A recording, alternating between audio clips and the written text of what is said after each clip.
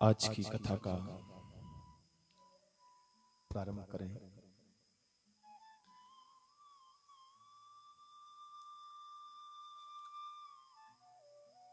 आज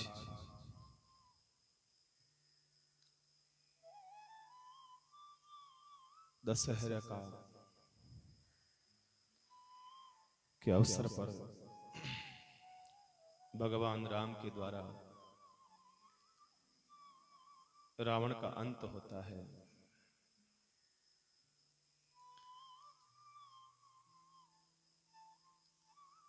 और कल हम सब ने सुना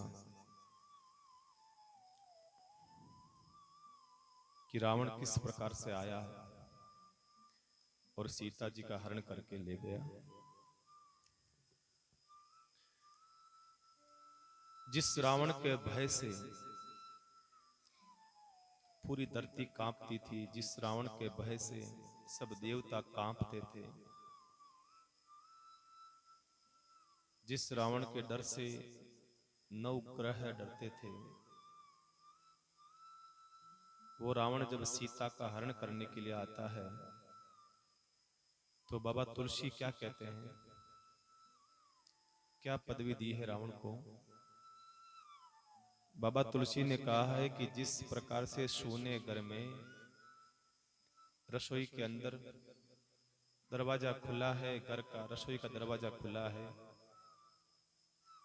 रोटी पड़ी है, उस रोटी को लेने के लिए जिस प्रकार से कुत्ता आता है, श्वान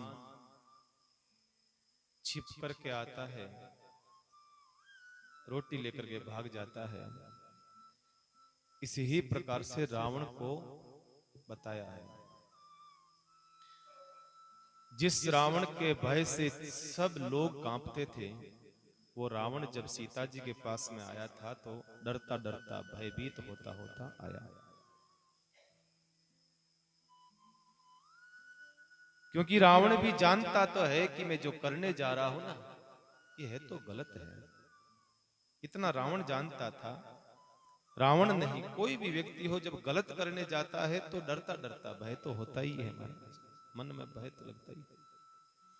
इसलिए श्वान कहकर के संबोधन करा है बाबा तुलसी ने रावण। कुत्ते की पदवी दी है रावण को। इस प्रकार से आया है, सीता का हरण करके लेकर गया। और स्पष्ट रावण का भाव है कि मैं भजन नहीं कर सकता हूं, मेरा तामसिक देह है, मेरी प्रवृत्ति तामसी है, मेरे कार्य तामसी है, मेरा संपूर्ण जीवन की क्रियाएं तामसी है, मैं भजन नहीं कर सकता हूं। इसलिए मैं सीता जी का हरण करके ले जाऊंगा, भक्ति को छीन करके ले जाऊंगा, और जहां भक्ति होती है वहां भगवान ढूंढता ढूंढता भक्ति के पास आ ही जाता है, चाहे भक्ति कहीं हो। वासना स्वयं चल कर के आती है भगवान के पास, और भक्ति के पास भगवान स्वयं चल कर के जाते हैं। बस यही फर्क है भक्ति में और वासना में। संसार के सुख और संसार की सुविधाएं आवश्यकता से ज्यादा उपयोग में ली जाए, वो सब वासना है। देखिएगा जरा, समझना बात को। संसार की वस्तु, संसार का रिश्ता, संसार के पदार्थ आवश्यकता से अगर ज्यादा भोगा जाए, उपयोग में लिया जाए, वो सब वासना कहा है संतों ने। क्योंकि धरती पर जो चीज बनी है, रिश्ते बने हैं, नाते बने हैं, वस्तु बनी है, पदार्थ बने हैं, सबको भोगने का अधिकार है, लेकिन वो भोगा कैसे जाए, कितनी मात्रा में भोगा जाए, इसके लिए संतों ने एक प्रोटोकॉल बताया है कि ऐसे होना चाहिए। वासना कौन है? शूर्पणखा। और भक्ति कौन है? सबरी मैया। वासना भगवान के पास चल करके आती है, सुंदर रूप दिखाती है, प्रलोभन देती है, कैसे भी करके मुझे भगवान अपनाए। लेकिन भगवान उसको असली रूप बना करके भेजते हैं कि तू इस रूप में आ, तेरा असली रूप तो ये है, तू ये बाहर का ये आडंबर रच करके आई है ना, मुझे पसंद नहीं है। बाहर से व्यक्ति चाहे कैसा भी हो, सबरी कोई सुंदर नहीं थी, सबरी के शरीर पर जुरियां पड़ गई थी, सबरी को आंखों से दिखाई नहीं देता था, शरीर डगमगाती थी सबरी।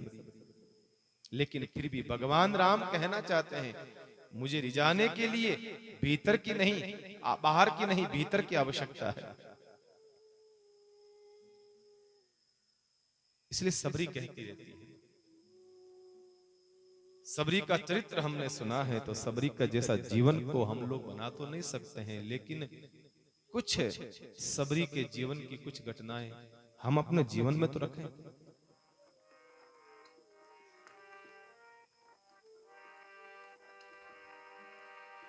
सबरी मैया के वहां जब भगवान आते हैं, सबरी मैया की प्रसन्नता, सबरी मैया का भाव देखा। सबरी मैया इतनी प्रसन्न हुई है, अपने घर को सजाती थी रोज, और सामान कितना रखती थी, जितना आवश्यकता होता है उतने सामान रखती थी, ज्यादा कोई संग्रह नहीं। पूरी कुटिया खाली पड़ी है सबरी की, कुछ नहीं था। भगवान को झूठे बेर खिलाया है महाराज। सबरी कहती है, राम आएंगे तो अंगना सजाऊंगी, राम आएंगे तो अंगना सजाऊंगी, दीप जलाके में तो दिवाली मनाऊंगी, दीप जलाके में तो दिवाली मनाऊंगी, मेरे जन्मों के पाप हो, मेरे जन्मों के पाप कट जाएंगे, राम आएंगे, मेरे जन्मों के सारे पाप कट जाएंगे, राम आएंगे, राम आएंगे तो अंगना सजाऊंगी, राम आएंगे तो अंगना सजाएंगे, दीप जलाके में दिवाली में मनाऊंगी। गाइए,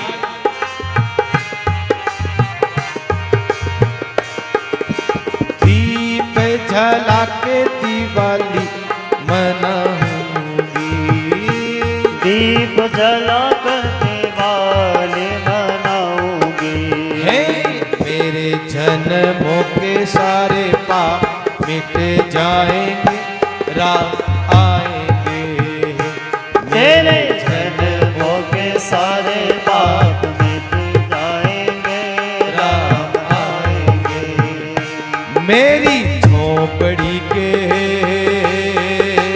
हो, मेरी झोपड़ी के भाग आज खुल जाएंगे, राम आएंगे, मेरी गाय झोपड़ी के बाग आज खुले जाएंगे, राम आएंगे,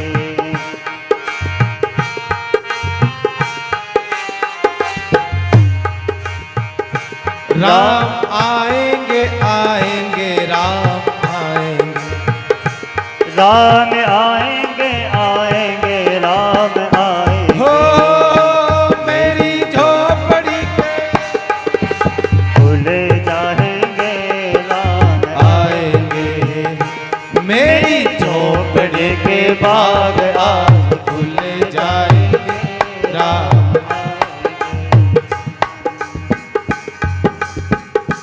राम आएंगे, आएंगे, राम आएंगे,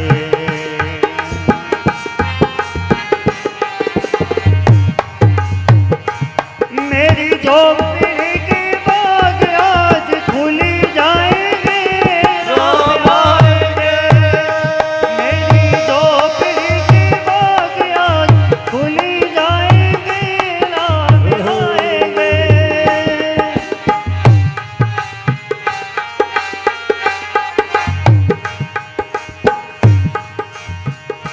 राम झूलेंगे तो पल ना झूलाऊंगी हो। राम झूलेंगे तो पल ना झूलाऊंगी।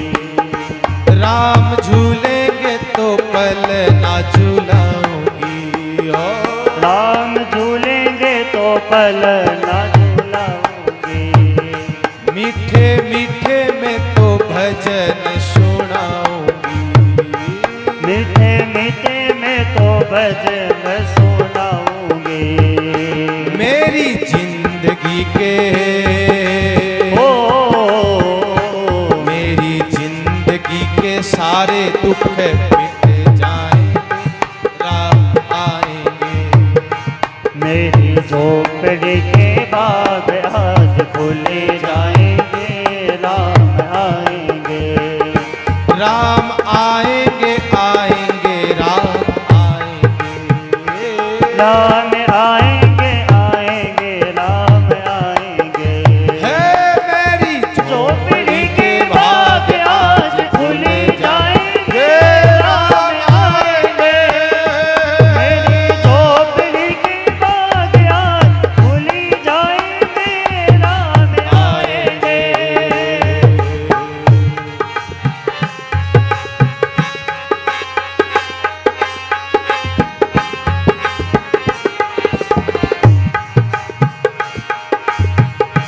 मैं तो रुचि रुचि भोग लगाऊंगी।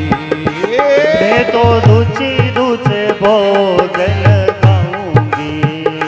मैं तो रुचि रुचि भोग लगाऊंगी। मैं तो रुचि रुचि भोग लगाऊंगी। मीठे मीठे बेर प्रभु को खिलाऊंगी। मीठे मीठे बेर प्रभु को खिलाऊंगी। गुरु कृपा से हो गुरु कृपा से भाग में खुल जाएंगे, राम आएंगे।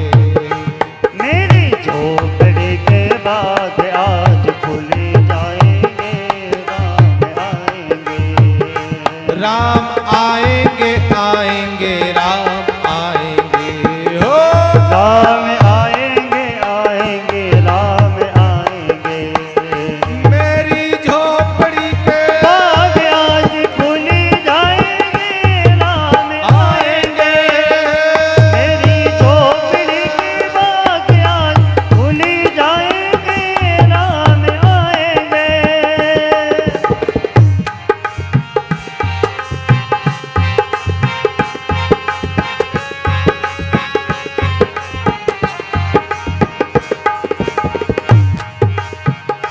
मेरा जन्म सफल हो जाएगा। मेरा जन्म सफल हो जाएगा। मेरा जन्म सफल हो जाएगा। मेरा जन्म सफल हो जाएगा।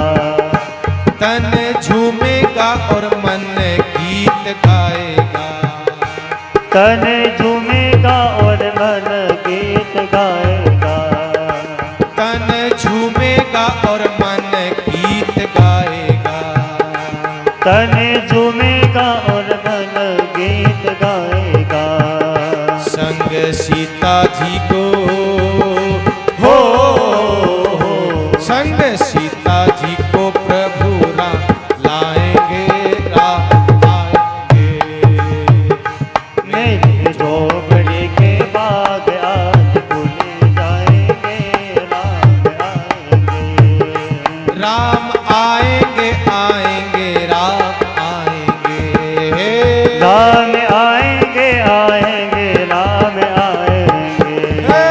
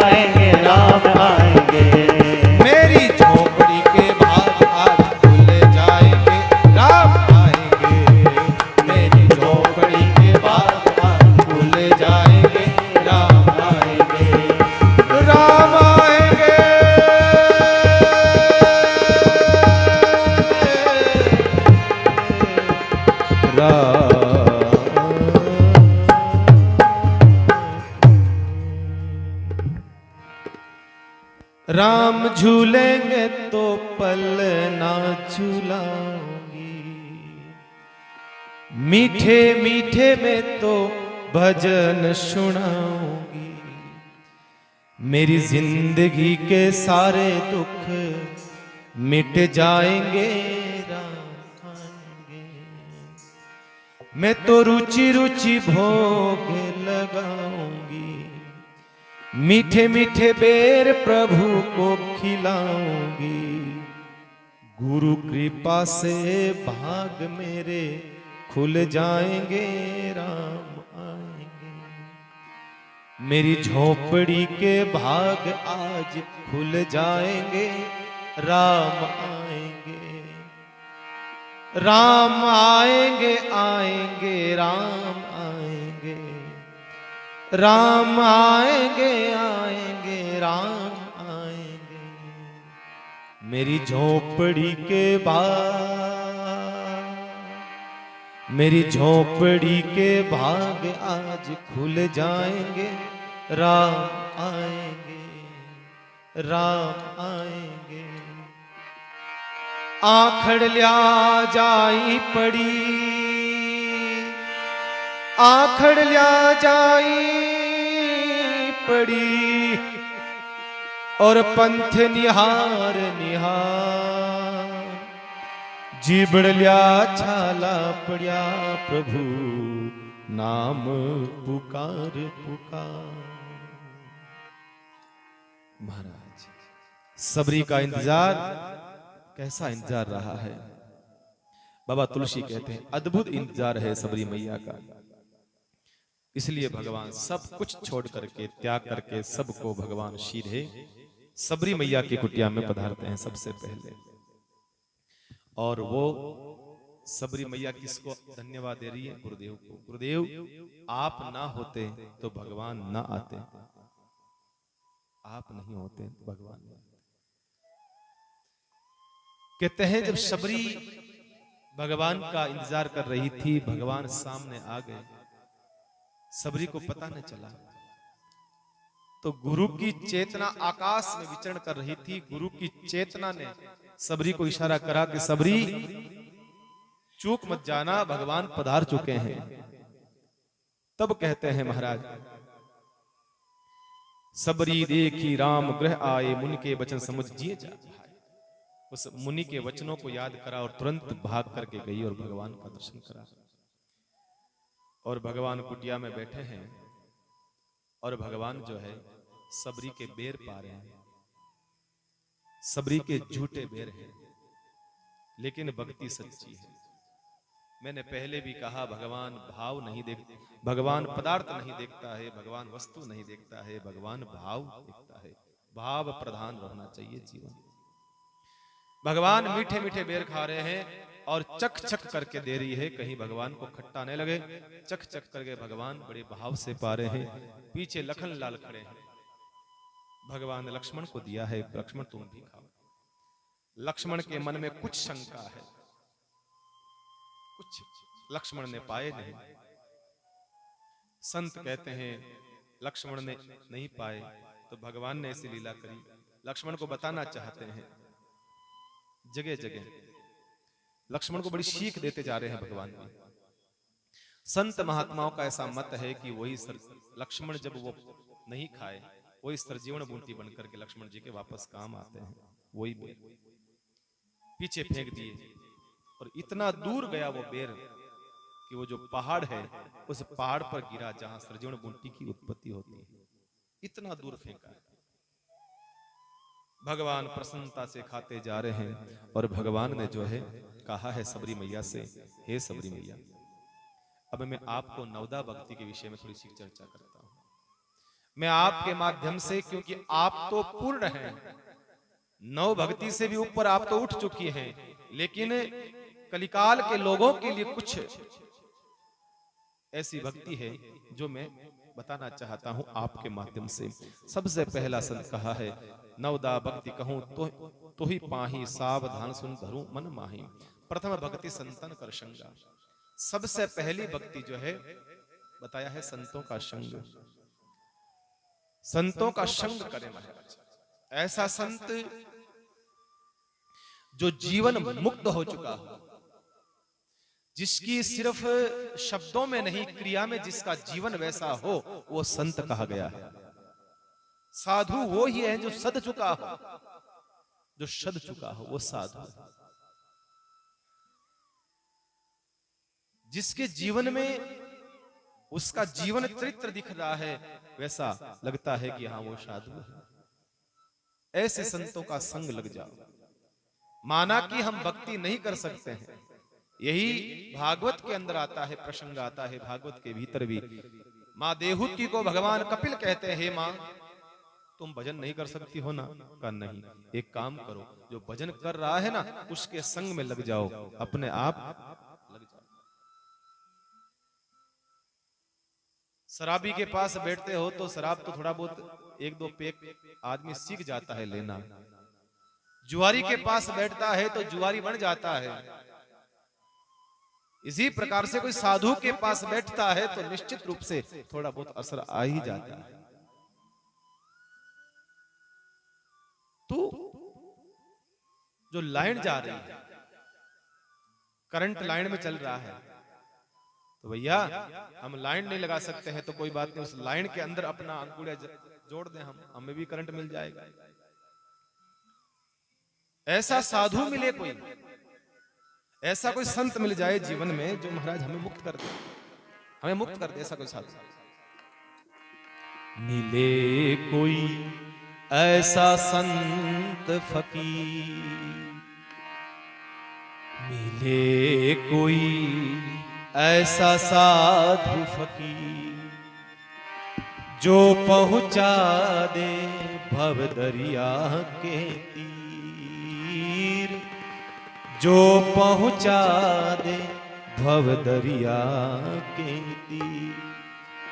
अज संतन के संग लाग रे तेरी अच्छी बनेगी, अच्छी बनेगी तेरी बिगड़ी बनेगी, बिगड़ी बनेगी। संतन के संग लाग तेरी अच्छी बने। भगवान कहना चाहते हैं कि मैया, सबरी मैया, तुम भजन नहीं कर सकती हो तो एक काम करो, ऐसे संतों के संग लग जाओ कि तुम्हारा बेड़ा पार हो जाएगा। पहली भक्ति संतों का संग है, संतों के संग लग जाओ, बस आनंद हो जाएगा। प्रथम भक्ति संतन कर संगा, दूसरी मम कथा प्रसंगा। तो संतों के संग लग जाओगे तो आपको अपने आप जो है फिर जो है मेरी कथा तुम्हें अच्छी लगने लगेगी। कई माताएं बहनें कहती है मैं तो आती नहीं थी महाराज सत्संग में, ये मेरी सहेली जो है ना ये लेकर के आई, मैं तो आती नहीं थी सत्संग में। इसने कहा एक बार तो चल, तू एक बार तो चल। भाई कैसे पता चलेगा सत्संग में तू जाएगी नहीं आएगी नहीं तो कैसे पता चलेगा? जरा कोई चीज होती है ना, माँ बनाती है घर में कुछ भी तो बच्चे कहती है टेस्ट करके, नहीं नहीं मुझे एक बार टेस्ट तो कर, कैसा लगता है फिर खा लेना, अच्छा लगे तो खाना, नहीं तो मत खाना, एक बार चख तो ले। पहले पहले अच्छा नहीं लगता है, पहले पहले स्वाद नहीं आता है सत्संग का। धीरे धीरे जब जुड़ोगे, जब शराबी के पास कोई बैठता है तो वो कहता है एक थोड़ा सा एक घूंट तो ले, टेस्ट कर ले कैसी लगती है। फिर वो लेता है, फिर कहता हाँ अच्छी है और डाल। नहीं मैंने टेस्ट नहीं करके बता रहा हूँ, ऐसी बात बता रहा हूँ, आप ऐसा मतलब महाराज ने प्रैक्टिकल करा दिखता, महाराज अनुभव बोल सा है। शराबी के पास कोई बैठेगा तो निश्चित रूप से थोड़ा सा कहेगा टेस्ट कर, एक बार कराएगा, दो बार कराएगा, फिर धीरे धीरे जो है वो ऐसा ही शराबी बन जाएगा। कहने का मतलब अभिप्राय है कि हम सत्संग में जाएंगे, धीरे धीरे सत्संग से प्रेम होगा, रति होगी, उसके बाद में महाराज फिर कहेंगे कथा शुरू होगी 8 बजे, आकर के बैठ जाओगे 7:45 बजे। धीरे धीरे कथा से जब प्रेम होगा, कथा से रति हो जाएगी तो महाराज व्यक्ति 7:45 आकर के बैठ जाएगा, अच्छी लगती है। फिर कहा गुरु पद पंकज सेवा, तीसरी भक्ति अमान। गुरु के चरणों की सेवा, गुरु के चरणों की सेवा। आप कहेंगे गुरु तो हमारे नजदीक नहीं रहते हैं, तो कहा गुरु का स्मरण ही गुरु की सेवा है, गुरु की वाणी ही गुरु की सेवा है। हमारे पास गुरु नहीं है, बहुत कोसों दूर रहता है हमारा गुरु, तो हम सेवा कैसे करें? गुरु की वाणी ही गुरु की सेवा है। गुरु की वाणी का अनुसरण करना ही गुरु की सेवा बताई है यहाँ मानस में। गुरु की वाणी का अनुसरण कर लो, वो गुरु सेवा ही मानी जाएगी। चौथी भक्ति मम गुण गण करही कपट तज ज्ञान। फिर जो है चौथी भक्ति जो है मेरा गुणानुवाद, मेरा कीर्तन, मेरा सत्संग जो है बैठ करके करो। ये चौथी भक्ति है सबरी मैया। सबरी मैया सामने बैठी हाथ जोड़ करके और भगवान कुटिया में ये ज्ञान दे रहे हैं। कोई पांडाल नहीं है, कोई हजारों की भीड़ नहीं है, हजारों संत बाहर खड़े हैं, पर उनको भक्ति का उपदेश नहीं दिया भगवान ने। ऐसा नहीं है कि भाई तुम भी अंदर आ जाओ, ऐसा नहीं, वो सब बाहर खड़े हैं। कहा कि ये भक्ति का ज्ञान मैं सबरी को दे रहा हूं, सबरी से तुम लेना, तुम्हारी गुरु सबरी है। भगवान चाहते तो उन संतों को अंदर बुला करके बिठा करके संतों को कहते तुम भी सुन लो, आ जाओ, पर भगवान ने कहा नहीं, तुम्हें अहंकार है ना ज्ञान का, तुम्हें अहंकार है ना भक्ति का, तुम्हें अहंकार है ना अपने पद का, प्रतिष्ठा का। सबरी को तुमने क्या नहीं कहा? सबरी को तुमने कितनी गालियां निकाली, सबरी को तुमने कितना भला बुरा कहा है। इसलिए सबरी के द्वारा तुम सीखना, सबरी तुम्हें ज्ञान देगी तो ये ज्ञान तुम्हारे काम आएगा। इसलिए भगवान सबरी को उपदेश दे रहे हैं। अकेली सबरी बैठी है, लक्ष्मण पास में बैठा खड़ा है भगवान के पास, और सामने भगवान बैठे हैं। सबरी से कह रहे हैं मैया मंत्र जाप मम दृढ़ विश्वासा। ये पांचवी भक्ति है। मेरा विश्वास कर लेना, मेरे मंत्रों के ऊपर विश्वास कर लेना। मेरे मतलब मेरा मंत्र कौन सा है? सबसे बड़ा राम नाम तारक मंत्र। सबसे बड़ा मेरा मंत्र है राम नाम तारक मंत्र। इस मंत्र का तू जो है विश्वास कर लेना। ऐसा नहीं कि महाराज गंगा गए तो गंगा दास, जमुना गए तो जमुना दास। 6 महीना यहां गए, फायदा नहीं हुआ, नहीं काम रखो नहीं है तो बट चला। वहां गए 3 महीने, काम नहीं हुआ, वो भी मामला जमता नहीं, वहां चले। ऐसे भक्ति नहीं होती है। भगवान राम कहते हैं सबरी मैया मंत्र जाप मम दृढ़ विश्वासा। एक मंत्र को तुम साध लोगे, इसलिए संतों ने कहा है एक साधे सब सदे और सब साधे सब जाए। अगर एक को हमने अपना लिया तो महाराज सब आनंद ही आनंद है। आज हम 2 जगह अटके हुए हैं, यहां या यहां, यहां या यहां, इसलिए आदमी परेशान होता है। एक मन, ध्यान रखिएगा, एक मन एक जगह ही लगता है, 2 जगह नहीं लग सकता। मन एक है, एक मन एक जगह लगेगा। कई लोग प्रयास करते हैं 2 जगह लगाने का। मैंने कहा कैसे लगाते हो? पहले, अब आजकल तो नहीं होता है, पहले माताएं मैंने कथा सुनने आती ना तो कुछ काम करती रहती, वो सूत्र वगैरह बनाना, पता नहीं कुछ कुछ काम करना, तो कथा सुनती रहती और करती रहती। तो मैं उनको पूछता कि बहन कैसे कर लेती? महाराज सब कर लेती है। अरे मैंने कहा वो तो सब ठीक है, लेकिन तुम कथा, मन कहाँ रहता? का कथा, मन तो कथा में रहता है। तो मैंने कहा मन कथा में रहता है तो एक भी फंदा आपको गलत क्यों नहीं लगता है? बताओ, कभी लगा गलत? बराबर फंदा लगता है, बराबर आपका सुआ चलता रहता है, एक भी गलत नहीं गया, तो मन कथा में कैसे रहा? कथा में कैसे? 2 काम साथ करना चाहते हैं। राम द्वारा, ब्यावर में राम द्वारा है हमारा, ब्यावर में राम द्वारा है, आप गए होंगे कभी। वहां पर क्या है, वहां पर माताएं बहनें बहुत सारी, सुबह सुबह कथा होती, 12 महीना कथा होती, 1 घंटे की कथा करते हैं संत। तो वहां पर क्या है, बीड़ी बनाने वाला सिस्टम है। तो बीड़ी के लिए वो पत्ते लेकर के आती है सब माताएं बहनें और कथा सुनती रहती है। सच बता रहा हूं आपको। वहां पर क्या, वो बीड़ी का कुछ फैक्ट्री वगैरह कुछ होगी, तो वो वहां से दे देते हैं, तो माता बहनें आ जाती है और पत्तों को लपेट करके उसके ऊपर वो धागा बांधने का काम करती रहती है।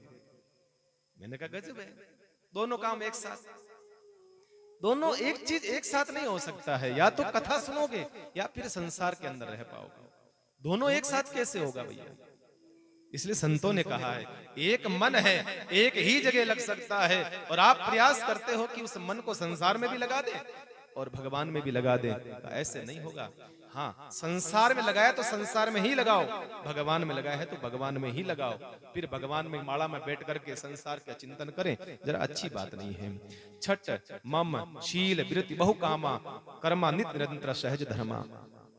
भगवान का छठी भक्ति है इंद्रियों का निग्रह, शील अच्छा स्वभाव या चरित्र, बहुत कार्यों से वैराग्य, निरंतर संत पुरुषों के आचरण में लगे रहना ही महाराज। छठी भक्ति बताई है अपनी इंद्रियों को समेट लेना। देखो, एक समय के साथ में इंद्रियों को समेट लेना चाहिए, ये बात भी सही है। ज्यादा इंद्रियों के आसक्त रहोगे तो परेशान हो जाओगे।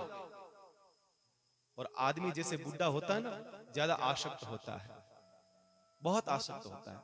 अब गुड़पी वाला जा रहा है, दादाजी के तो इच्छा हो गई गुड़पी खाने की। अब दादाजी सोचे कि गुड़पी खाऊं कैसे, तो छोटा पोता होगा ना, छोटा सा, ले ले चाल बेटा तन गुड़पी खिलाओ। अब हकीकत तो बात है कि दादाजी की इच्छा हुई गुड़पी खाने की। अब पोते को लेकर के खिलाने जाएंगे। अब छोटा सा वो 6 महीने का पोता बेचारा, वो तो एक बार खाएगा, फिर मैं कौन खाऊं, दादाजी के ओई चाहूं मैं तो बस। दादाजी के वाथू कौन खावे, वह ठीक है कोई बात नहीं बेटा मैं खाई लूं। दादाजी हकीकत दादाजी के खानी थी गुड़पी, दादाजी लेकर के गए। एक समय के बाद में अपनी इंद्रियों को धीरे धीरे इच्छाओं से मुक्त कर दो, ये छठी भक्ति है। भगवान ने कहा ये छठी भक्ति है।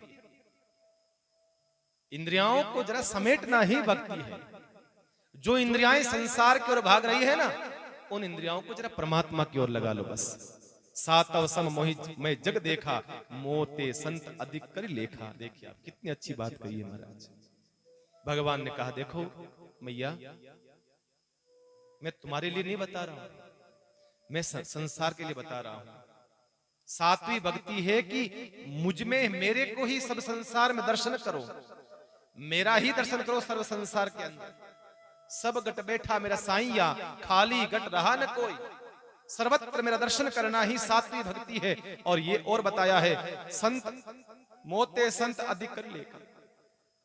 मेरे से ज्यादा, मेरे से भी ज्यादा जो संतों का दर्शन करने का भाव रखता है, मेरे से भी ज्यादा जो संतों के अंदर भाव रखता है, महाराज कहते हैं वो सातवीं भक्ति है। मैं उन संतन रोदास जिन्होंने मन ने मार लियो। ये सातवीं भक्ति बताई है महाराज। आठव जथा लाभ संतोषा, आठवीं भक्ति है संतोष। सबसे बड़ी समस्या यही तो है, संतोष नहीं। सब कुछ है, सपने वो नहीं देखे परदोषा, किसी प्रकार का परदोष नहीं देखना। वो तो ऐसा है, वो वैसा है, कभी नहीं, कभी नहीं। ये परदोष देखने का काम आप हमारा नहीं है, ये हमारा काम नहीं है। संतोष होना चाहिए जीवन के अंदर। जो प्राप्त है वो पर्याप्त है, बस जो प्राप्त है वो पर्याप्त है। यही तो फर्क है राम में और रावण में। क्या फर्क है बताओ आप? रावण में राम में ज्यादा फर्क नहीं, मुझे तो लगता है यही फर्क है राम में और रावण में। राम जो प्राप्त है वही पर्याप्त है, बस प्राप्त है जो पर्याप्त है, इसमें जीने वाला है राम वो है। रावण कौन सा है? जिसके पास बहुत कुछ है, बहुत कुछ है। रावण कोई छोटा मोटा व्यक्ति थोड़ी था। मैं अक्सर कहता हूं सब कुछ था रावण के पास। ऐसी कौन सी चीज जो रावण के पास नहीं थी? विद्वत्ता में, पांडित्य में, ज्ञानियों में सबसे अग्रगण्य था। इतना ज्ञान था उसके भीतर भरा पड़ा था। कभी भी कोई बात उठ के पूछ लो आप रावण से, रावण बता देगा साहब ऐसा ऐसा। रावण के पास ऐसी ताकत। बलवान, बल में बहुत अधिक रावण। संपत्ति में, धनवान में बहुत अधिक धनवान, जिसकी पूरी लंका सोने की हो। इससे बड़ा और धनवान क्या हो सकता है?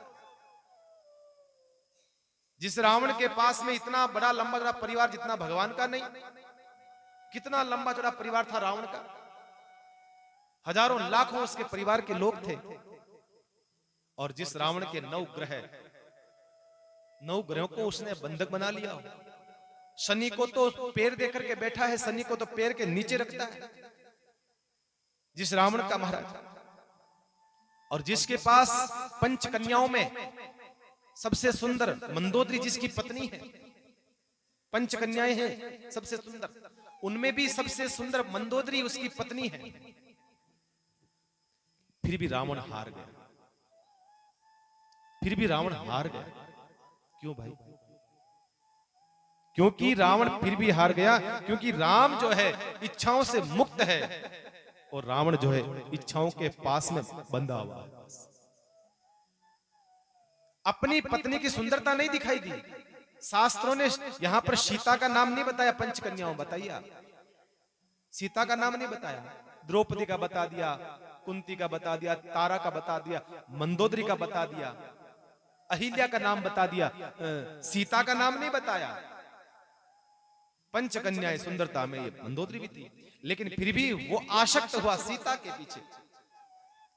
संत यही कहना चाहते हैं महाराज, ध्यान रखना, जो प्राप्त है वो पर्याप्त है, इसमें जीना आपने सीख लिया, जीवन बदल गया महाराज। ये फर्क है। और क्या फर्क है रावण में? आज दशहरा है तो रावण पर थोड़ी चर्चा कर ले। रावण ने मनुष्य पर राज करा, रावण ने मानव पर राज करा है, मनुष्य पर राज करा है, और राम ने मानवता पर राज करा है, राम ने मनुष्यता पर राज करा है। ये फर्क है राम में और रावण में महाराज, ये फर्क है। आपका जीवन कैसा है, आपका जीवन का दर्शन कैसा है महाराज, ये बताता है यहां पर। रावण में राम में यही फर्क है। रावण बार बार जो है अहंकार से, दादागिरी के साथ में डरा करके, धमका करके, भयभीत करके महाराज राज करता है। इसलिए आप अपने भीतर झांक करके देखना कि हमारे भीतर राम बैठा है या रावण बैठा है महाराज, हमारे भीतर कौन बैठा है, जरा झांक करके देखना। कहते हैं कि जब युद्ध का आखिरी दिन था, आज दशहरा है, युद्ध का आखिरी दिन था, कहते हैं कि रावण का शव निस्तेज पड़ा था। भगवान राम ने बाण मारे, अभी तक मरा नहीं, बस निस्तेज होकर के पड़ा, गिर पड़ा महाराज, मर गया। मंदोदरी आई, रोती हुई, विलाप करती हुई, दुखी, परेशान, हताश, निराश, और आकर के कहा, अरे किसने मारा है मेरे पति को, मेरे पति रावण को किसने मारा है? मंदोदरी ने सोचा कि होगा कोई ऐसा आदमी जो सर उठा करके अहंकार के साथ में कहेगा, मैंने मारा, इधर आ जाओ, मैंने मारा। मंदोदरी ने पूछा, मेरा पति इतना सामर्थ्यवान था, इतना वीर बलवान था, मेरे पति रावण को मारा किसने? क्या देखा? लोगों ने कहा, वो बैठा रावण को मारने वाला। कौन था? समुद्र के एक बड़ी सी चट्टान थी, शिला थी, उस शिला पर समुद्र की तरफ मुख करके राम बैठा है। राम हंस नहीं रहा है, उदास बैठा है, राम की आंखों में आज आंसू है। रावण को मारने वाला वो राम, विश्व विजेता महाराज, बहुत बड़ी ताकत थी, यूं समझिएगा। वो रावण उस जमाने का अमेरिका और चीन था, यूं समझ लीजिएगा, जापान था साहब उस जमाने का। बहुत बड़ी पावरफुल सत्ता थी रावण की। मंदोदरी ने सोचा कि जो रावण को मारा है, लगता है कि खुशियां मना रहा होगा, नाच रहा होगा, कूद रहा होगा, लेकिन लोगों ने कहा, वो बैठा राम जिसकी आंखों में आंसू है, रो रहा है। मंदोदरी ने कहा, राम रो रहा है? समुद्र के किनारे शाम ढल रही थी, सूर्य अस्ताचल की ओर जा रहा था, राम उदास बैठा था, एक पत्थर पर लाशों के ढेरों को देख रहा था। जगह जगह लाशें पड़ी है रण क्षेत्र के भीतर। राम आज दुखी है, राम आज दुखी है, आज बहुत निराश है, बहुत उदास है राम। मंदोदरी आई है उस राम को देखने के लिए, पहली बार मंदोदरी ने नाम सुना है राम। ऐसा कौन है राम जिसने मेरे पति को मार दिया? आज मंदोदरी आई है साहब। जैसे ही मंदोदरी आई, पीछे से भगवान इधर खड़े, पीछे से आई मंदोदरी की छाया भगवान राम को पार करती हुई आगे आई। तुरंत भगवान ने छाया को प्रणाम करा है। देखिए भगवान राम का जीवन देखिएगा बंधु, भगवान रावण ऐसे नहीं मरता है। रावण को मारने के लिए राम बनना पड़ता है। ऐसा राम बनोगे तब रावण मरेगा। ये रावण जो हम मारते हैं, हर साल रावण को मारते हैं, हर साल मारते हैं। दुर्भाग्य है हमारा, रावण की ऊंचाई बढ़ रही है, रावण के पुतले की ऊंचाई बढ़ती जा रही है। लोग कहते हैं साहब हमारे गांव में तो इतने फीट का रावण मारा, हमारे तो यहाँ इतने फीट का रावण मारा। मैं कहता हूं ध्यान रखना मेरे भाई बहन, रावण की ऊंचाई नहीं बढ़नी चाहिए, समाज में राम की ऊंचाई बढ़नी चाहिए। हम लोग रावण की ऊंचाई बढ़ाने लगे पड़े हैं। राम राज्य की स्थापना रावण की ऊंचाई बढ़ाने से नहीं होगी। राम राज्य की स्थापना राम के विचारों की ऊंचाई होनी चाहिए, राम की मर्यादाओं की ऊंचाई होनी चाहिए, राम का दाम्पत्य जीवन का ऊंचाई होनी चाहिए, राम का वो त्याग की ऊंचाई होनी चाहिए। हमें तो ये करना चाहिए था। हम लोगों ने रावण की ऊंचाई बढ़ाना शुरू कर दिया। रावण ऐसे नहीं मरेगा, बहुत खतरनाक ताकत है, पावरफुल वो व्यक्ति है रावण। राम ने जैसे ही देखा कोई परछाई आई है, साहब राम ने परछाई को प्रणाम करा। देखा नहीं है कि कौन है परछाई में, राम ने प्रणाम करा है और राम ने प्रणाम करके मंदोदरी की तरफ मुड़ा है। उसी समय मंदोदरी को प्रणाम करके कहा, क्षमा करना बहन, मैंने रावण को नहीं मारता, मैं रावण को नहीं मारता। इसने अगर ऐसा काम न किया होता तो मैं रावण को प्रणाम करता, मैं रावण की आरती उतारता। बहन क्षमा करना, मेरी मजबूरी थी, रावण को मारना पड़ा मुझे। बाकी रावण जैसा आपका पति कौन मार सकता है रावण को? जो रावण से इंद्र डरता हो, जिस रावण के चलने से धरती डगमगाती हो साहब, जिस रावण के चलने से देवताओं की स्त्रियों के गर्भ गिर जाते हैं, जिस रावण की सत्ता इतनी ताकतवर है, उस रावण को कौन मार सकता है? मेरा सामर्थ्य नहीं था, मैं रावण को नहीं मारता, लेकिन इसलिए मारा है। मंदोदरी ने कहा, राम चुप हो जाओ। क्या कहा? शांत हो जाओ। मैं तुम्हें कोसने के लिए नहीं आई हूं कि मेरे पति को तुमने क्यों मारा। मैं तुम्हें यह कहने के लिए नहीं आई हूं कि तुमने मेरे पति को क्यों मारा है। तो फिर क्यों आई? तो फिर आप क्यों आई हैं? पता है मंदोदरी ने क्या बोला? मंदोदरी बोली, हे राम, मैं तो ये देखने के लिए आई हूं जिसने सारी दुनिया को पराजित कर दिया, जिसने तेरे पूर्वज मांधाता को स्वर्ग में जाकर के चैलेंज कर दिया हो, जिस रावण ने सब देवताओं को अपने बस में कर लिया हो साहब, जिसने कुबेर की कॉलर पकड़ करके धरती पर लेकर के आ गया हो, उस पराक्रमी को हराया किसने? बस ये देखने के लिए आया। ऐसा कौन था जो मेरे पति को हरा सकता है? मैं देखने के लिए आई हूं। ऐसा क्या है कि मेरे पति में नहीं था जो तुम्हारे में थे? मेरा पति क्यों मरा? ये देखने के लिए आई हूं। तो आपने देख लिया? कहां देख लिया? तो साहब अब सुनना, राम ने कहा, बताओ क्या देखा? राम कहता है, बताओ बहन आपने क्या देखा? कहा, मैंने ये देखा है, एक मेरा पति था, मेरे जैसी सुंदर स्त्री को छोड़ करके एक जंगल में भटकती हुई स्त्री की आसक्त हो गया और उसको लेकर के आ गया महलों में, अशोक वाटिका में। एक मेरा पति था और एक ये राम है, जो साहब परछाई भी पड़ती है स्त्री की तो प्रणाम करता है। ये फर्क है राम में और रावण में, बस यही अंतर है। ये अंतर है राम और रावण में। एक मेरा पति था जो आसक्त हो गया, एक स्त्री को उठा के लेके आ गया, और एक तू राम है, एक स्त्री की परछाई पड़ी, परछाई को तूने प्रणाम करा, बस यही फर्क है। बस ये दर्शन करने आई राम, क्षमा करना। ये तो अपने अपने कर्मों का खेल है, मरना और जीना तो अपराध होता है, चाहे पति हो, चाहे बाप हो, चाहे माँ हो, अपराध तो अपराध होता है। मेरे पति ने अपराध किया है, उसकी सजा उसको मिलनी थी। ये रावण, ध्यान रखना, बाहर का रावण इतना भयंकर नहीं है जितना भीतर का रावण भयंकर है। हमारे भीतर बैठा हुआ, हमारे भीतर काम क्रोध मद लोभ ईर्ष्या रूपी रावण जो है, उसका हमें विनाश करना होगा, उसको हमें मारना होगा। यहां कहा है, भगवान राम कहना चाहते हैं कि देखो, संतोष नहीं था रावण के पास, बाकी सब कुछ था। देखो इतना कुछ था, फिर भी जो प्राप्त था वो पर्याप्त नहीं था। राम के पास जो प्राप्त था वो पर्याप्त था, बस यही फर्क है। नवम सरल सब संत सल छल ही ना मम भरोष ही हर संदीना।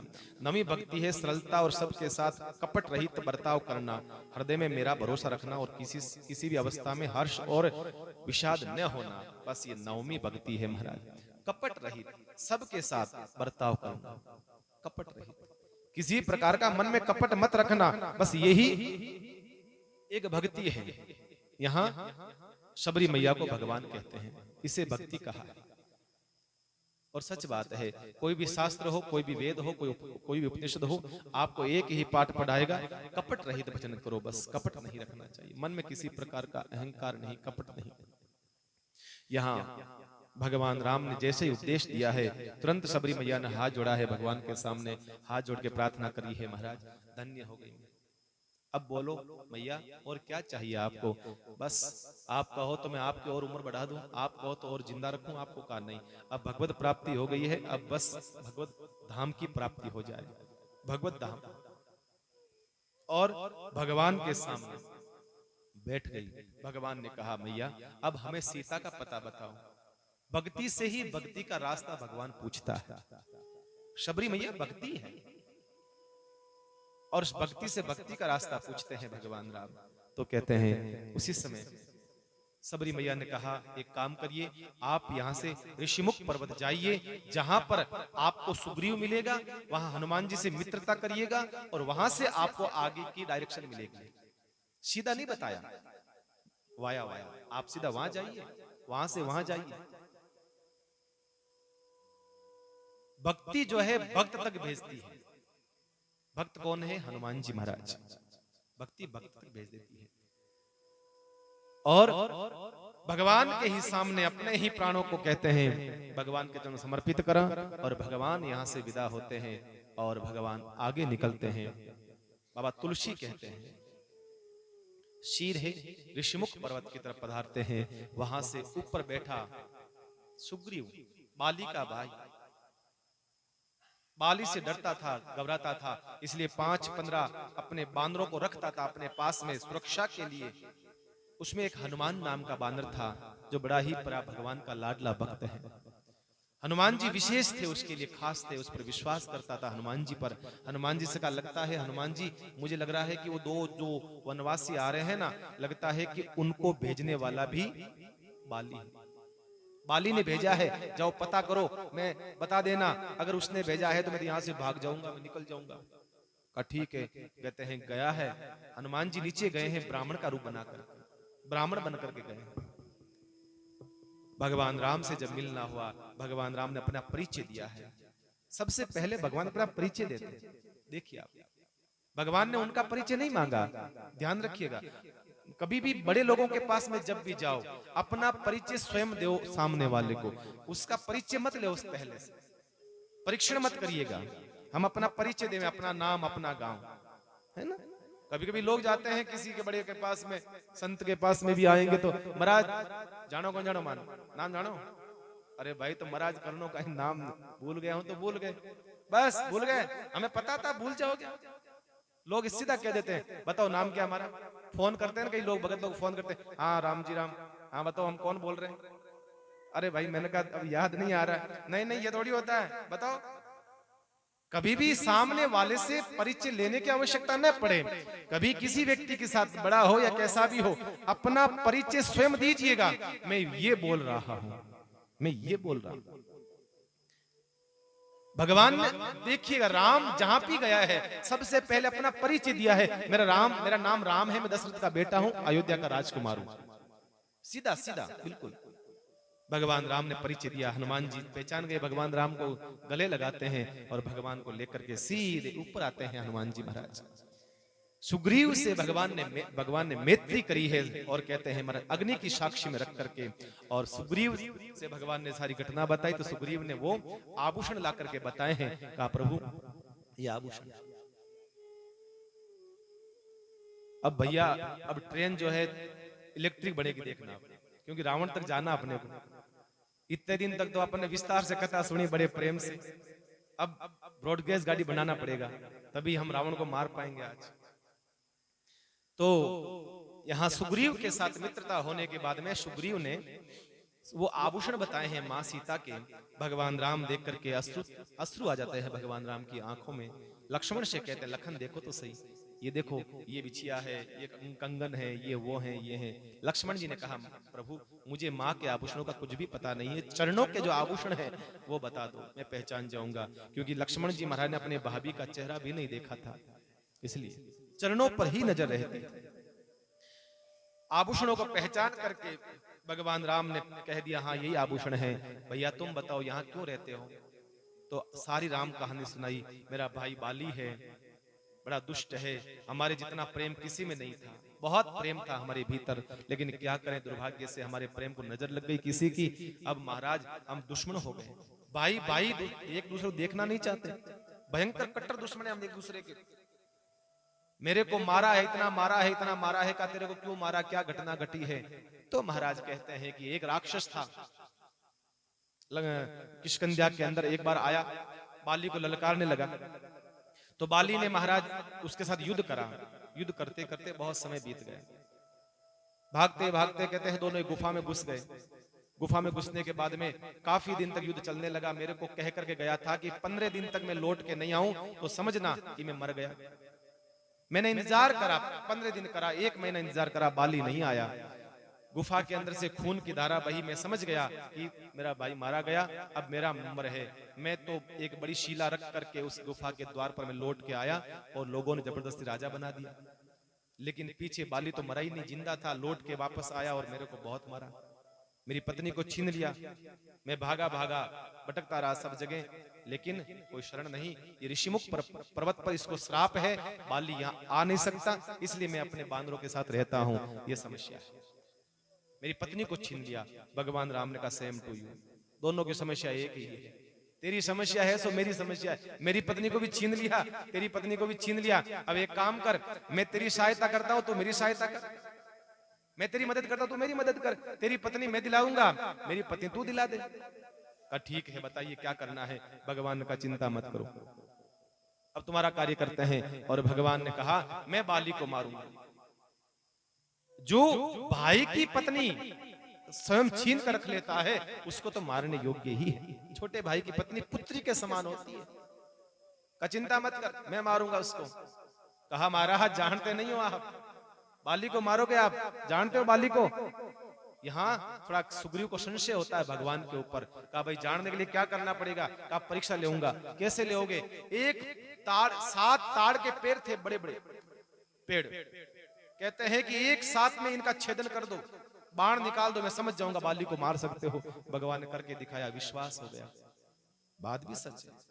बाली भगवान ने कहा कितना पावरफुल है। कहा बाली महाराज रावण से भी ताकतवर है, रावण से भी ताकतवर है। कहा अच्छा, हमने तो आज तक सुना है कि इस धरती के ऊपर रावण ही सबसे ताकतवर है। कहा महाराज सपने में मत रहना। कहा तूने कैसे, तुझे क्या पता है, कैसे पता है। कहा महाराज मुझे पता है। एक बार की बात है, रावण सबके पास जाता था युद्ध करने के लिए, मेरे साथ युद्ध करो, युद्ध करो। रावण के साथ युद्ध करते तो रावण हरा देता सबको।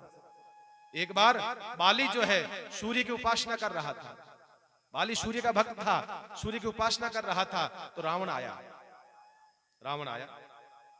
कहते हैं कि रावण जब आया तो रावण परेशान करने लगा बाली को, मेरे साथ युद्ध कर। बाली ने कहा भैया मैं अभी प्रार्थना कर रहा हूं, मैं पूजा कर रहा हूं, फिर करूंगा।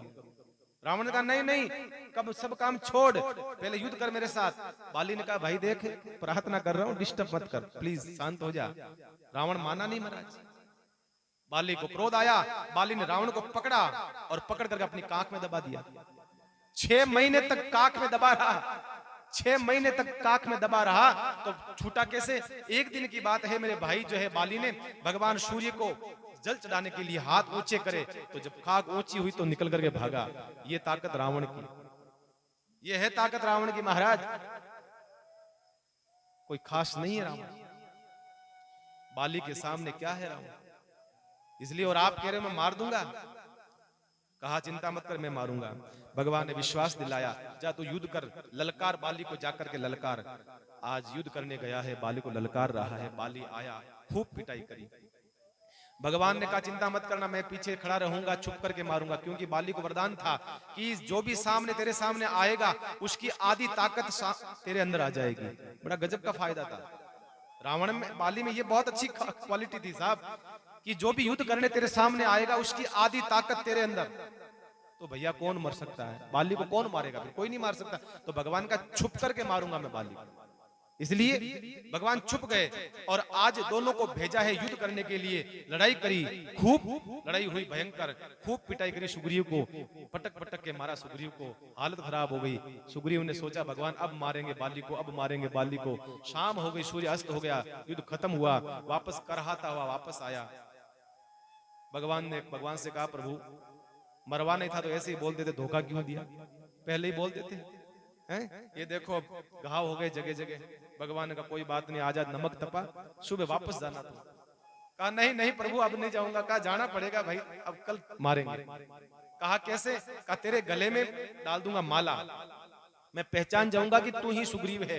दोनों भाई एक जैसे हो ना, दिखता नहीं है, मुझे समझ में नहीं आता, इसलिए तेरे गले में माला डाल दूंगा मैं, तो पहचान जाऊंगा।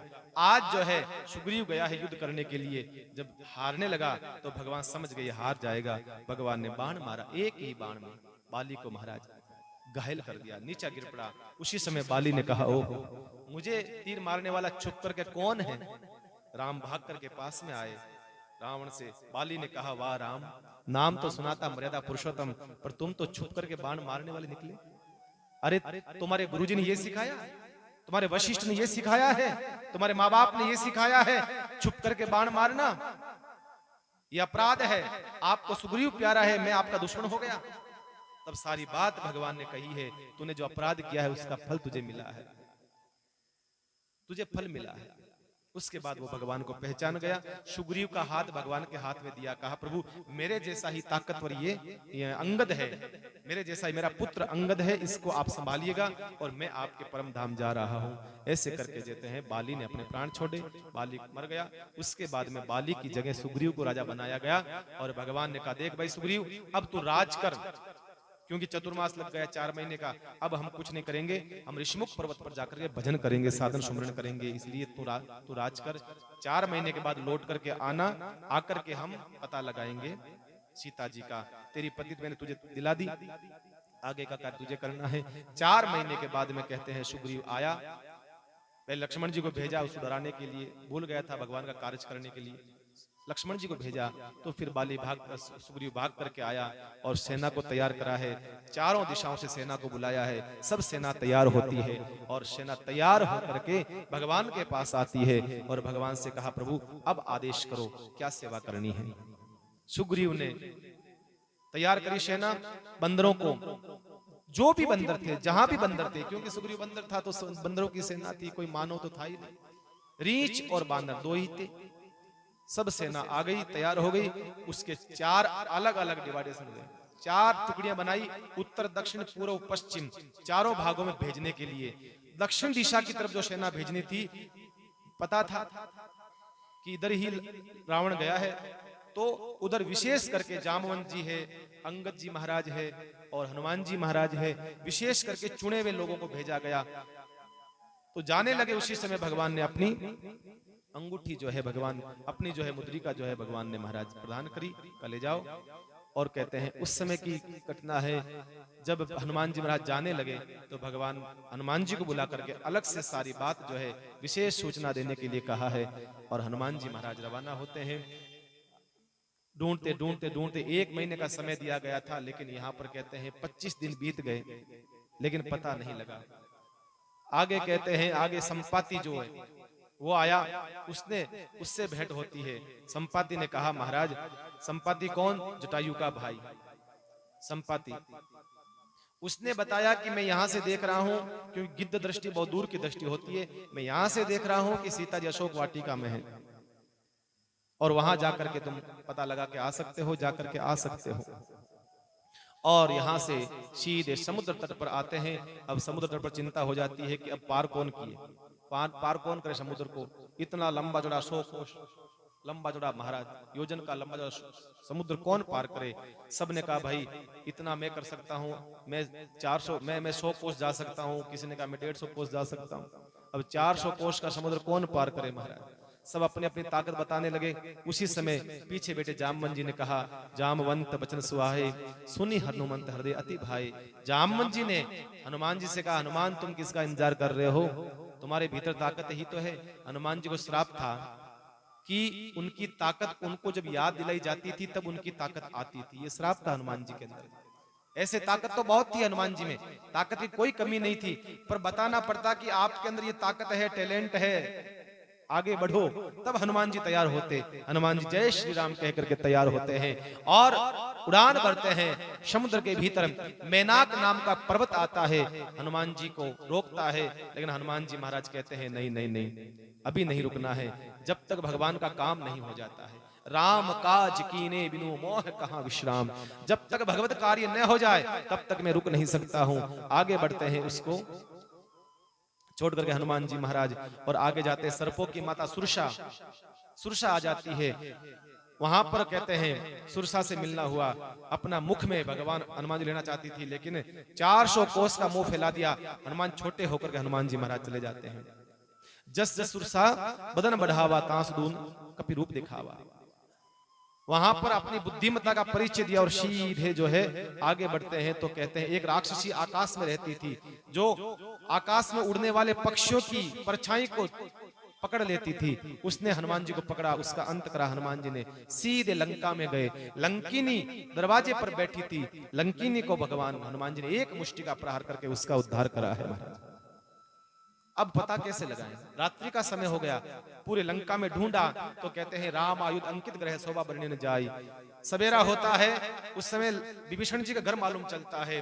राम राम राम कह करके उठते हैं, समझ गए कोई साधु है, कोई भक्त है। हनुमान जी महाराज ने आकर के परिचय करा है। तो विभीषण जी ने कहा मैं रावण का भाई हूं। तो महाराज कहा कि हनुमान जी अब मुझे विश्वास है कि आपका दर्शन हो गया है, इसका मतलब भगवान का दर्शन अवश्य होगा मुझे। मैं बताता हूं आपको सीता जी का पता। यहां से जो है आप जाइएगा अशोक वाटिका में, अशोक वाटिका में सीता मैया बैठी है और वहां आप जाकर के मिल सकते हैं। हनुमान जी ने सीता जी को जाकर के देखा, एक छोटा सा रूप बना करके गए हनुमान जी महाराज, बानर का रूप छोटा सा बना करके एक वृक्ष पर बैठ गए। वहां जाकर सीता जी का दर्शन करा है हनुमान जी महाराज ने। क्या देखा है, एक त्रिजटा नाम की राक्षसी थी जो सीता जी की बड़ी प्रेम करती थी। सीता जी महाराज सीता जी से, वो सीता जी से संवाद करती थी और कहते हैं त्रिजटा ने सपना बताया अपनी जो आसपास थी सखियों से कि ऐसी ऐसी घटना घट गई, मुझे सपना आया था, एक ऐसा बानर आया था जिसने लंका को जला दिया था, रावण की मृत्यु होने की तैयारी है, सब घटना बता दी। हनुमान जी सोच रहे हैं कि मैं तो अभी आया ही हूं, इसको कैसे पता चला, इसको कैसे पता चला। कहते हैं उसके बाद में हनुमान जी ने मुद्रिका डाली है अशोक वाटिका के अंदर, माँ की गोद के अंदर।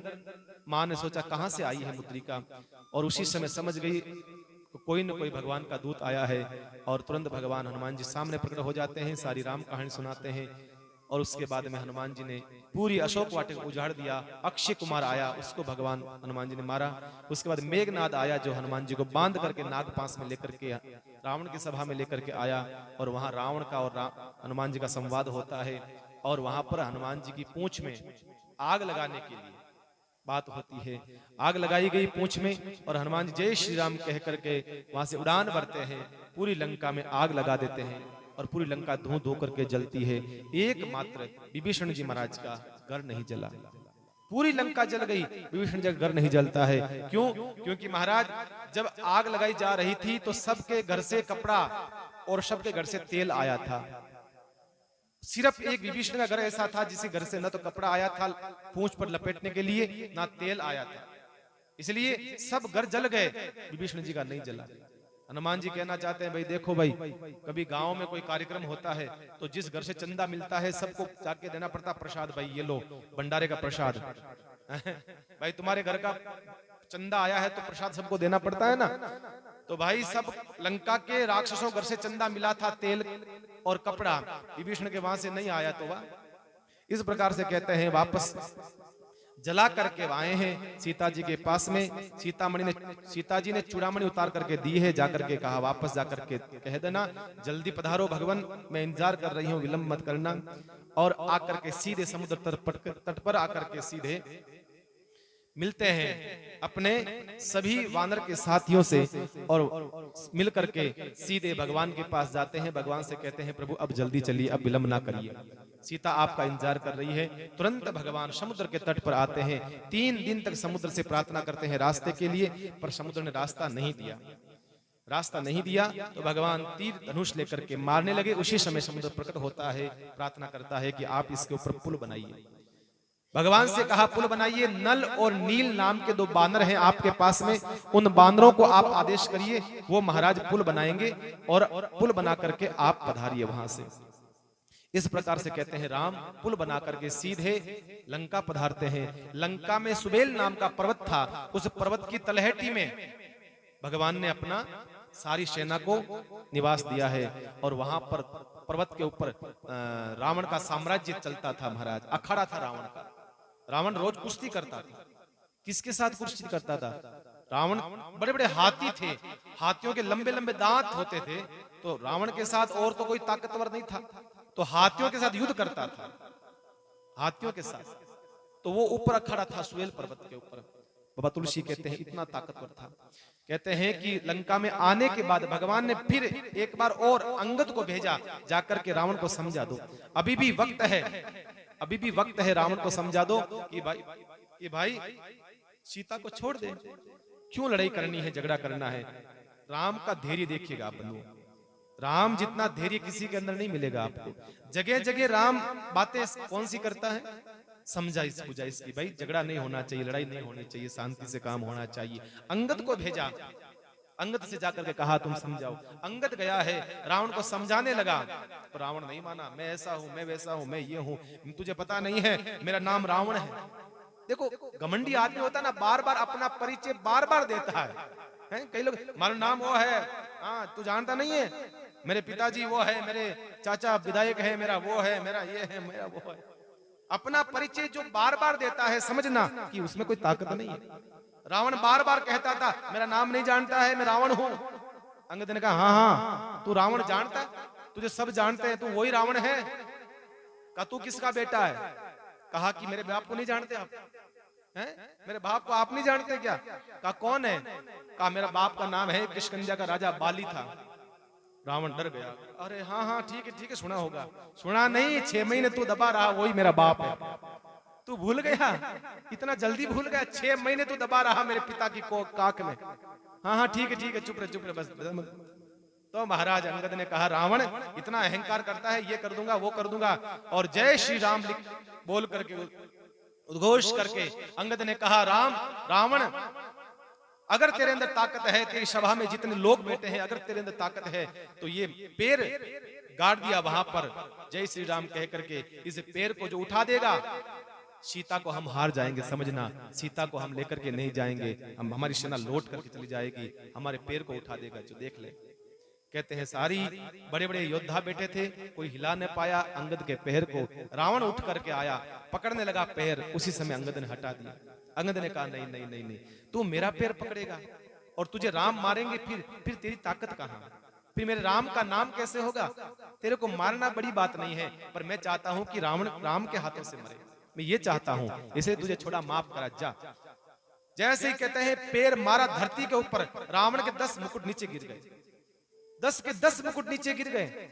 रावण भागा वापस उठाने के लिए, कहते हैं 6 तो उठा लिया, पर 4 छीन लिए अंगद जी ने और फेंक दिया आकाश मार्ग में, सीधे भगवान के पास जाकर गिरे।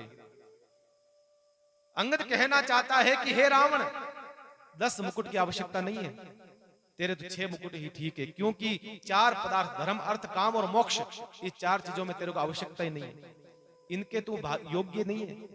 4 मुकुट हटा दिए। ये था रावण। एक था दशरथ जिसका मुकुट टेढ़ा हुआ, उस मुकुट को त्याग दिया।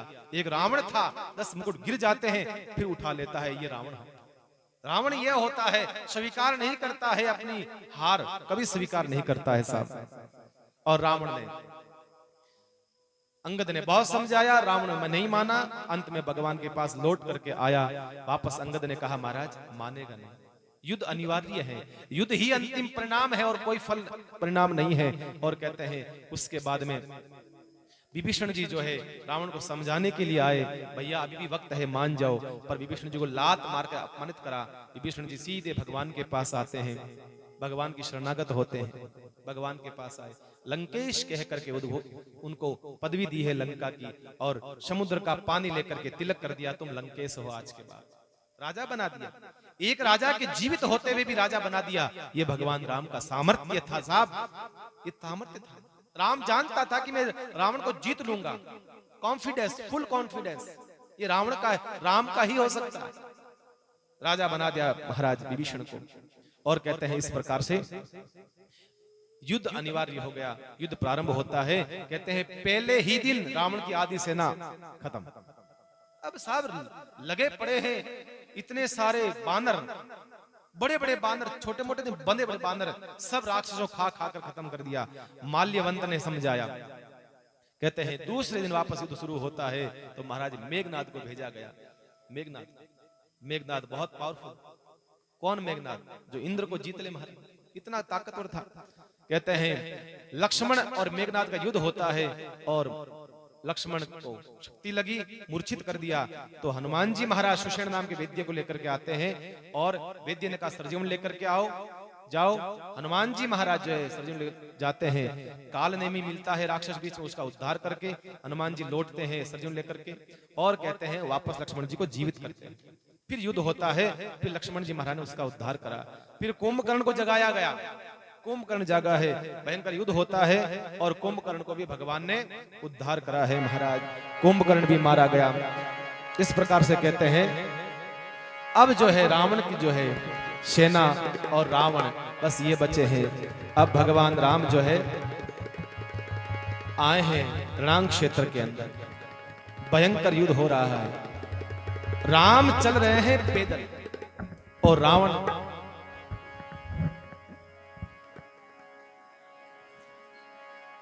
क्या रिकॉर्डिंग चल रही है महाराज?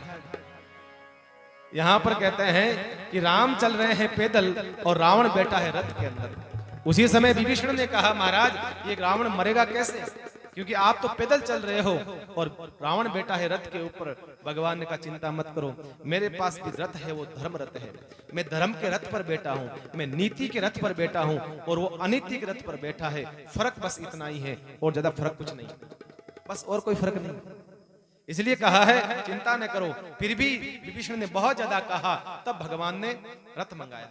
अब यहाँ पर जैसा जैसा विभीषण बोल रहा है वैसे वैसे राम कर रहे हैं, जैसा जैसा बोल रहा है वैसे वैसे राम कर रहे हैं महाराज। सारी विधि जो है रावण को मारने की विभीषण सिखाएगा, सारा विधि विधान जो है विभीषण को सौंप दिया, तू बता कैसे करना। विभीषण जी महाराज जो है भगवान राम से कहते हैं प्रभु आप भी रथ मंगाइए, और भगवान राम ने रथ मंगाया है। रथ पर भगवान राम आरूढ़ हुए हैं और महाराज पहले तो युद्ध हनुमान और रावण का हुआ है, भयंकर युद्ध होता है। भगवान हनुमान जी और रावण का युद्ध होता है। हनुमान जी की मुष्टिका से रावण के ऊपर जब प्रहार होता है रावण घायल हो जाता है, लेकिन हनुमान जी ने सोचा कि इसकी मृत्यु तो मेरे हाथों से नहीं है, भगवान के हाथों से। तो कहते हैं रावण समझ गया कि हनुमान इतनी ताकतवर है तो फिर राम कितना होगा, तो मुझे क्या करना चाहिए, थोड़ी ताकत और अर्जित करनी चाहिए। कहते हैं महाराज सीधा चला गया वो माता जी की पूजा करने के लिए गुफा के अंदर। तब जामवन जी ने कहा महाराज वो यज्ञ कर रहा है, उसका यज्ञ विध्वंस करिए आप, नहीं तो वो सिद्धि प्राप्त कर लेगा। और कहते हैं तब वहां यज्ञ नष्ट करा गया रावण का। फिर रावण आया है इधर। भगवान की भी साधना 9 दिन की नवरात्रा जो होती है, 9 दिन की माँ की उपासना भगवान राम ने करी है, माँ की उपासना। उसके बाद दशहरा आया, 10वें दिन जो है भगवान राम अपने बाण धनुष तरकश को लेकर के भगवान बाहर निकले हैं। सभी देवता आकाश मार्ग में आ गए हैं, क्योंकि आज दशहरा है, आज रावण का मरने का दिन है। सभी गुफाएं छोड़ करके महात्मा लोग अपनी अपनी साधना को छोड़ करके बाहर आ गए हैं अपनी गुफाओं से। कहते हैं महाराज देवता हाथ में पुष्प लेकर खड़े हैं, भगवान से कह रहे हैं प्रभु जल्दी मारो दुष्ट को, इस राक्षस को जल्दी मारो, क्योंकि इस राक्षस ने बहुत अनर्थ किया है, बहुत पाप किया है, कितने ही गर्भों को गिराया है, कितनी माताओं को विधवा करा है, कितना अधर्म करा है, जल्दी से मारो। भगवान मारते हैं उसको। कहते हैं शीश कटता है, माथा कटा वापस जुड़ जाता है। भगवान बाण मारते हैं, जैसे ही मस्तक कटता है वापस जुड़ जाता है मस्तक। भगवान के पसीना पसीना हो गया। भगवान ने कहा बात क्या है, मैं रावण का शीश काटता हूं फिर आ जाता है। उसी समय भगवान ने कहा जब तक विभीषण ना कह दे कि ऐसे मारो, तब तक मैं मारूंगा नहीं। अंत में विभीषण ने भगवान से कहा, राम ऐसे नहीं मरेगा रावण। कैसे मरेगा? कि रावण के मरने का कारण नहीं मरने का कारण एक ही है कि उसकी नाभि में अमृत बसा है, उस अमृत को नष्ट करिएगा तब मरेगा। तो कैसे करें? एक काम करो, अपने धनुष के ऊपर 31 बाण चढ़ाओ, 10 बाण उसके 10 मस्तकों को काटेगा, 20 बाण उसकी 20 भुजाओं को काटेगा, 1 बाण उसकी नाभि में लगेगा, उसका अंत होगा। भगवान राम ने कहा धन्यवाद, यही जानना चाहता था। आज भगवान राम ने 31 बाण लगाए हैं और 31 बाण नागों की तरह, सर्पों की तरह चले हैं और सांप जाकर के सीधे 10 बाण 10 मस्तकों को काटते हैं, 20 बाण 20 भुजाओं को काटा है, 31वां बाण जाकर के रावण की नाभि में लगता है और रावण जो है महाराज हा राम कह करके राम से बोलिए सियावर रामचंद्र भगवान की। श्री रावण गिरा, हा राम कहता हुआ नीचे गिरता है रावण। मरता मरता राम राम राम कर करके भगवान भाग करके जाते हैं सीधा। भगवान भाग करके गए हैं रावण के पास में, जाके खड़े हो गए हैं। रावण हंस रहा था। भगवान ने कहा, अरे वाह एटीट्यूड, अभी भी घमंड में जी रहा तू मर रहा है फिर भी हंस रहा है। कहा हंसी इसलिए नहीं आ रही है, हंसी इसलिए आ रही है कि महाराज मैं आपसे कितना ताकतवर हूं। कहा क्यों? कहा देखिएगा, जब तक मैं जिंदा था तब तक मैंने आपको लंका में प्रवेश नहीं करने दिया। मेरी ताकत देखिएगा, जब तक मैं जीवित था लंका के बाहर आप खड़े रहे, आपको भीतर प्रवेश नहीं करने दिया और आज आपकी आंखों के सामने मैं आपके लोक में जा रहा हूं, आप क्या बिगाड़ लोगे मेरा? हैं? ये देखिए ताकत रावण की है, आपके लोक में जा रहा हूं, देखिएगा मैं। और इस प्रकार से जो है भगवान ने उसकी ज्योति को अपने भीतर समाहित किया और उसको भगवान ने अपना लोक दिया है। इस प्रकार से जो है रावण मारा गया। रावण के मारते ही कहते हैं सारे बानर बड़े प्रसन्न होते हैं। भगवान ने अमृत की वर्षा करी है, सब बानरों को जीवित करा है। विभीषण जी को बुलाया है, लक्ष्मण को बुलाया है, कहा ले जाओ विभीषण को और राजा बनाओ। मैं तो जा नहीं सकता, नगर में प्रवेश नहीं कर सकता हूं, आप जाइए और राजा बना करके आइए। विभीषण को राजा बनाया गया और कहते हैं विभीषण से कहा है, हे विभीषण, अधर्म के द्वारा छीन करके झपट करके जो संपत्ति इकट्ठी करी है रावण ने, वो सारी संपत्ति ले जा करके लोगों में बांट दो, उस संपत्ति को यूज मत करना। विभीषण ने सारी संपत्ति जो रावण की इकट्ठी करी हुई थी अनीति के द्वारा, वो सब संपत्ति को बंटवाया गया, कहते हैं दान के अंदर दे दिया गया। इस प्रकार से रावण का सारा साम्राज्य शुद्ध पवित्र विशुद्ध होकर के विभीषण को राजा बनाया गया है। मुकुट पहनाया है, सबसे पहला मुकुट लक्ष्मण जी महाराज ने पहनाया है, आशीर्वाद दिया है। उसके बाद में हनुमान जी महाराज आदि बानरों से कहा जाओ सीता जी को लेकर के आओ। इस प्रकार से जो है सीता जी की वापस वही महाराज जो है अग्नि परीक्षा के रूप में होती है, असली सीता जी वापस भगवान लेते हैं। ये कथा बाबा तुलसी कहते हैं। और इस प्रकार से जो है भगवान राम ने रावण का उद्धार किया।